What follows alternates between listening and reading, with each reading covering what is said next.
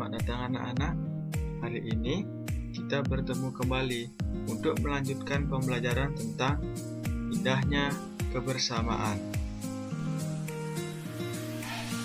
Nah, masihkah kalian ingat pada pembelajaran indahnya kebersamaan pada bagian 1? Terdapat pertanyaan, kenapa kita dapat mendengar bunyi? Hal ini telah kita jawab sebelumnya. Adapun jawabannya adalah yang pertama, karena bunyi dapat merambat atau bergerak. Yang kedua adalah karena kita memiliki telinga.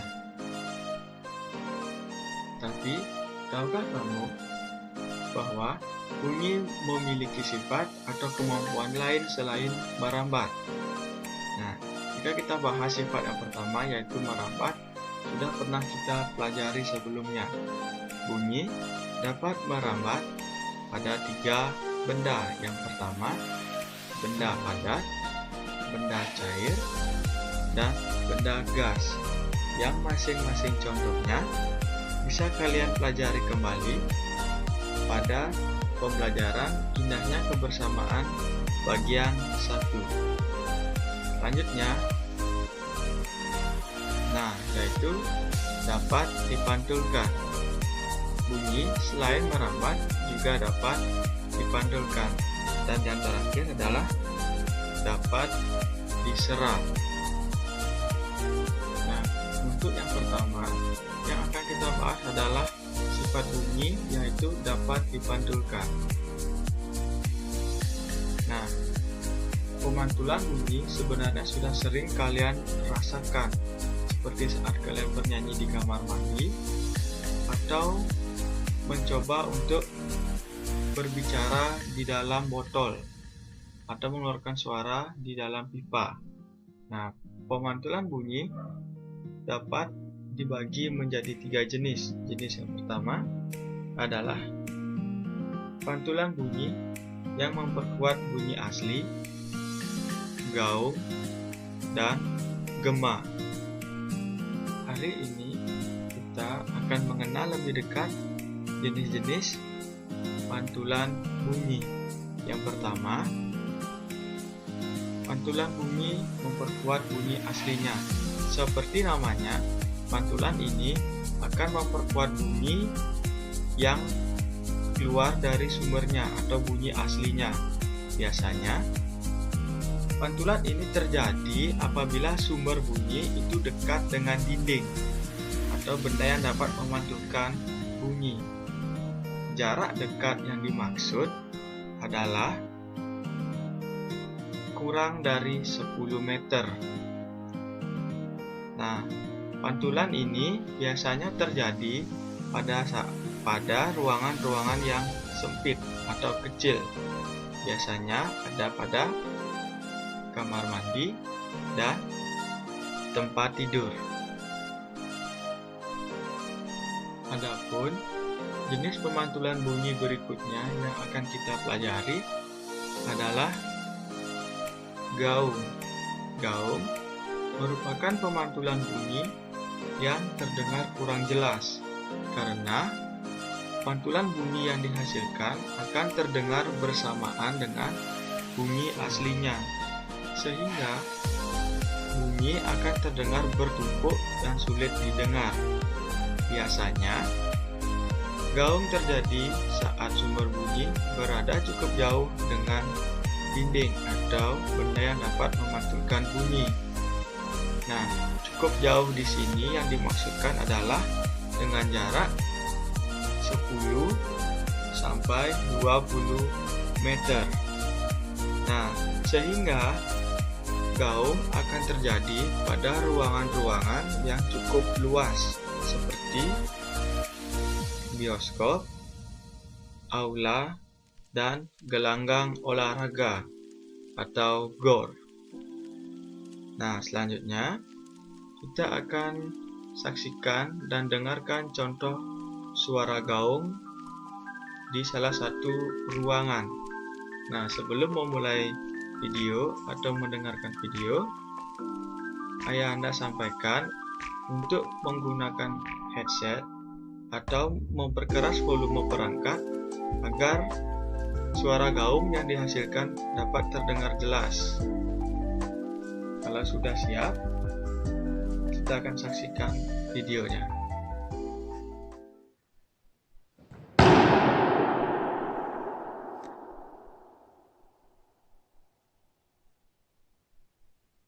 That was like 7. Now, shout.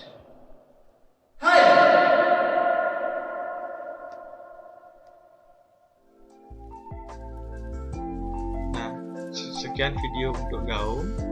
Selanjutnya kita akan mempelajari jenis pantulan bunyi selanjutnya, yaitu tentang gema. Nah, gema adalah bunyi pantul yang terdengar setelah bunyi aslinya, sehingga gema ini akan terdengar seperti seseorang yang menirukan suara kita, namun dari kejauhan. Gema biasanya terjadi saat sumber bunyi berada jauh dengan dinding atau tempat dan benda yang dapat memantulkan bunyi. Jauh yang dimaksud adalah jarak lebih dari 20 meter. Sehingga gema hanya akan terjadi jika berada pada tempat yang sangat luas, seperti lereng gunung atau jurang. Nah, selanjutnya kita akan kembali saksikan video yang menunjukkan suara gema atau pantulan bunyi, yaitu gema. Silakan disaksikan. Mega stile Leko.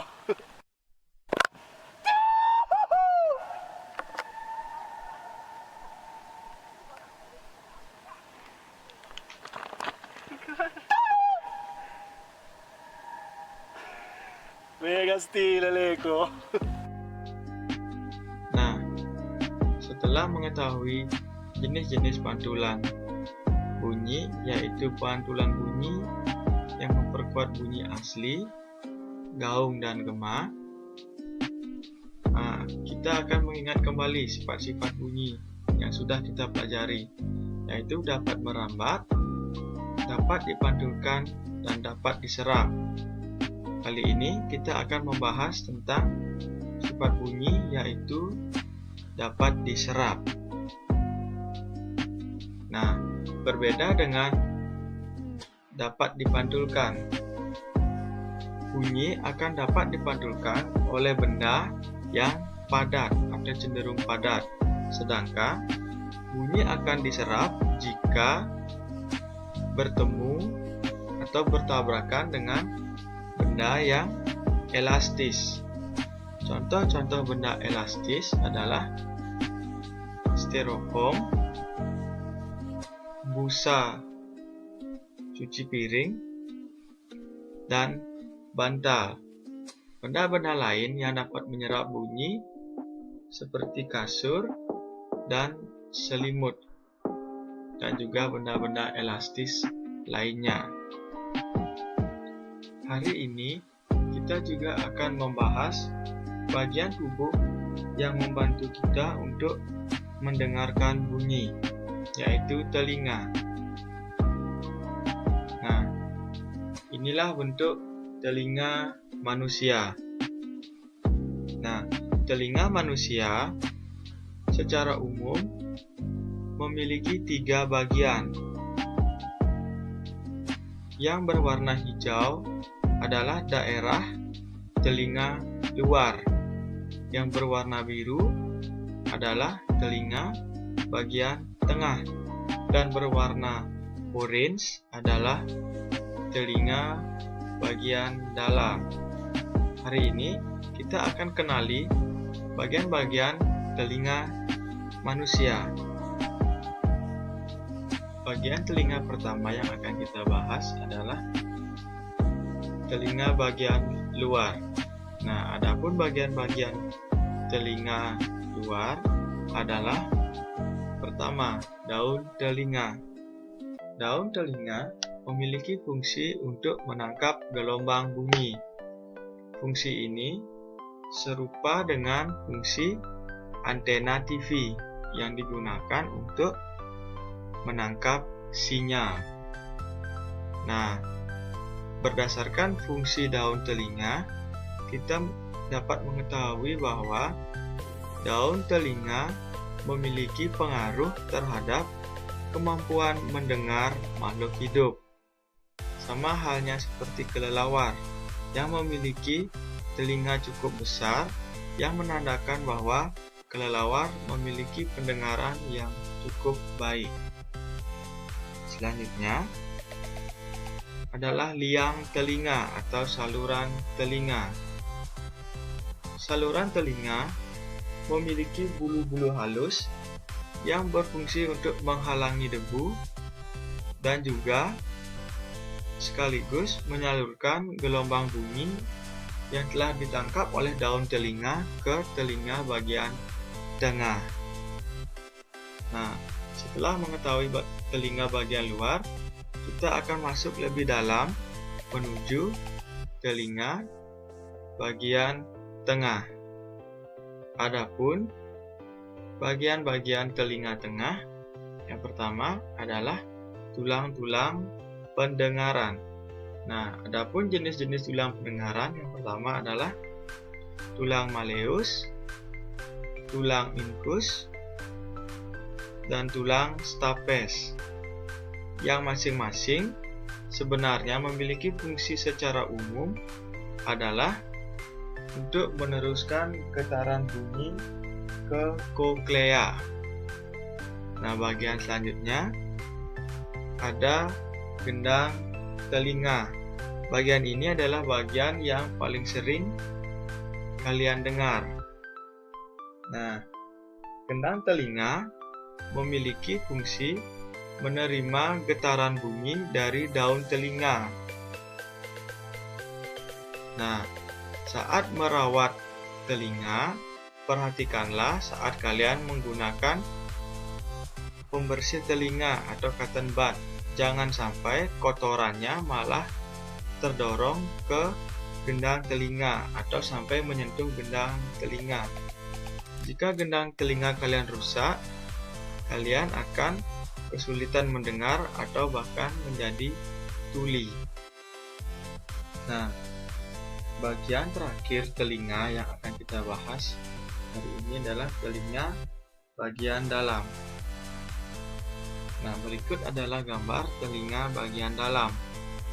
Adapun bagian-bagiannya adalah yang pertama, saluran setengah lingkaran. Nah, saluran setengah lingkaran memiliki fungsi membantu dalam mempertahankan keseimbangan tubuh. Dengan mengetahui hal ini, maka kalian harus lebih berhati-hati saat bermain. Jangan sampai memukul bagian telinga teman atau membenturkan telinga teman dengan benda-benda keras, atau dia akan menjadi pusing dan kehilangan keseimbangan tubuh. Selanjutnya, gambar warna kuning yang berbentuk seperti kabel itu adalah saraf pendengaran. Saraf pendengaran berfungsi meneruskan bunyi ke otak, sehingga otak dapat mengenali bunyi apa yang sedang kalian dengar.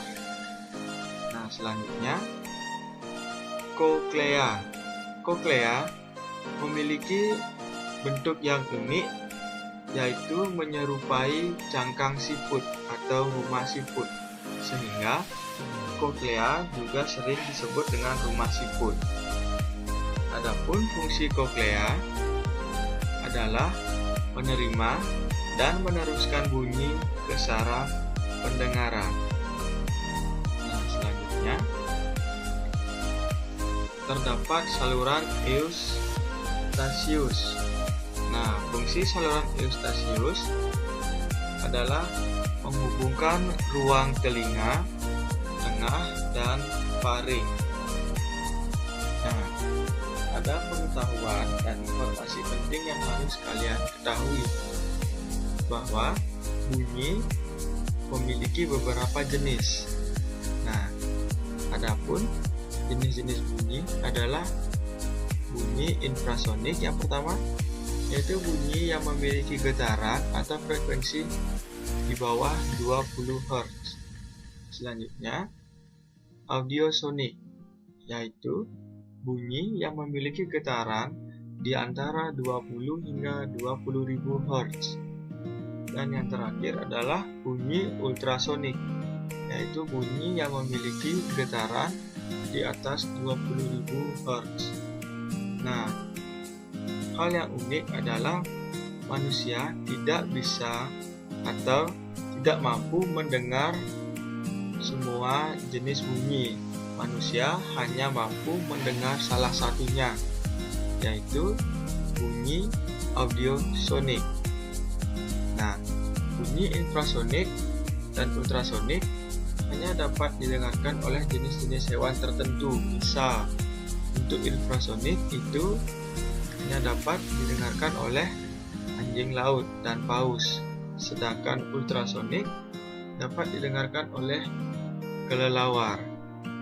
Nah, berikut Yanda akan tunjukkan video yang akan menunjukkan perbedaan bunyi yang memiliki getaran 1 Hz hingga 20.000 Hz atau ke atas.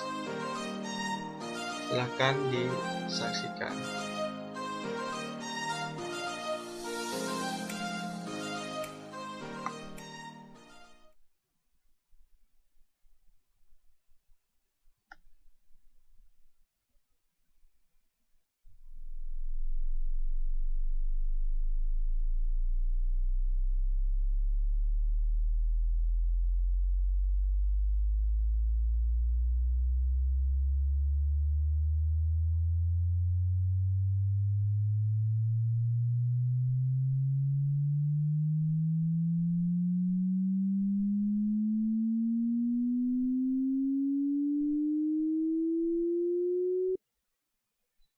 Nah, sekian sekilas video yang saya Yanda tampilkan. Sengaja Yanda potong karena takutnya nanti ada anak-anak yang kurang nyaman mendengarkan suara yang dihasilkan dari video. Nah, sekian untuk pembelajaran hari ini. Mudah-mudahan dapat dimengerti dan bermanfaat. Sampai jumpa di lain hari.